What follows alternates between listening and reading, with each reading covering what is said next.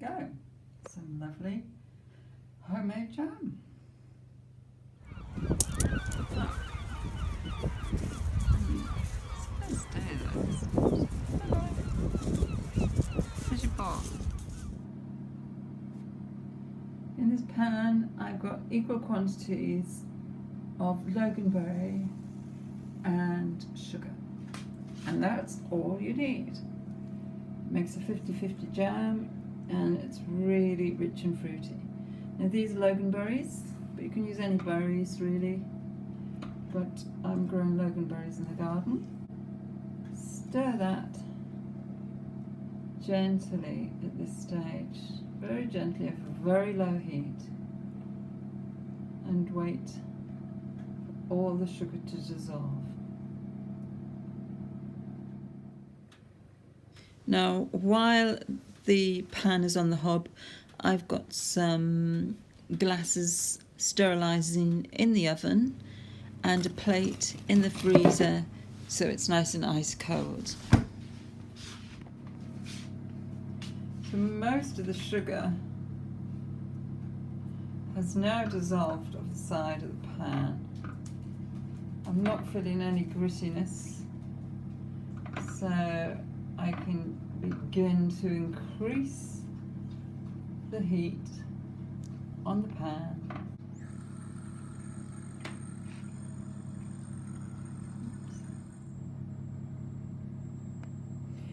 So the sugar is now dissolved.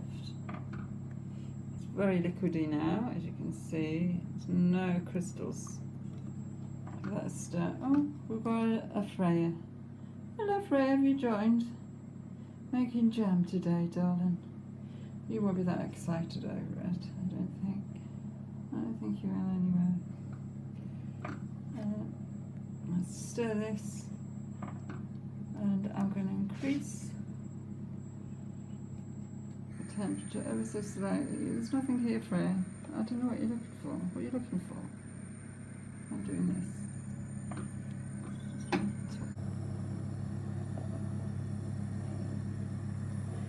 Starting to reduce now, but as you can see it's not bubbling over. I don't want to burn the jam. It's just a light heat. And there's no real foam. Sometimes you can get a foam, and I just ladle that off. But it seems to be doing okay. And you see it's starting to lightly bubble around the corners there. I don't want to bubble it more than that, otherwise you lose some of the flavour from the jam. Now testing the jam's easy. Spoon up a teaspoon or so of the jam and pour it onto a nice ice cold plate, and just put it in the freezer for about a minute to cool down. Testing's easy. All you need to do is push it with your finger. Now you can see this, although it's moving on the plate, it's not wrinkling, it's just liquid. So this is not ready yet. Although at this stage it makes a really good pouring sauce for ice cream. So it's about 20 minutes now since I started boiling the jam. Very liquid now. There is still lumps of jam in there. Some nice lumps of jam. Of fruit, sorry. I'm just gonna try for another set in about 5 minutes. Now I've just poured some jam on this very cold plate, and you can already see it's a lot thicker than last time, and I haven't actually put it in the fridge yet, but I reckon it's already setting there. You can see it wrinkles and crinkles. I reckon that's just about ready now.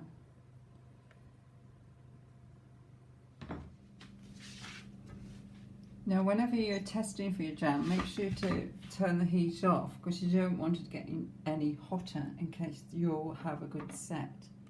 can see it doesn't look very thick, but it is ready. And then I've got a ladle, and I'm just going to dribble that into the jars. And there you go, some gorgeous jars of jam. I just need to put the tops on and they'll be ready. There you go, the jars are still hot, but I'm very pleased. I'm getting about 4 jars of jam.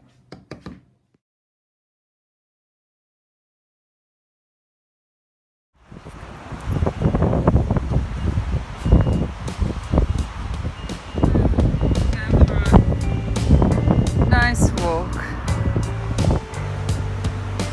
Bit of a grim day, isn't it, Fran?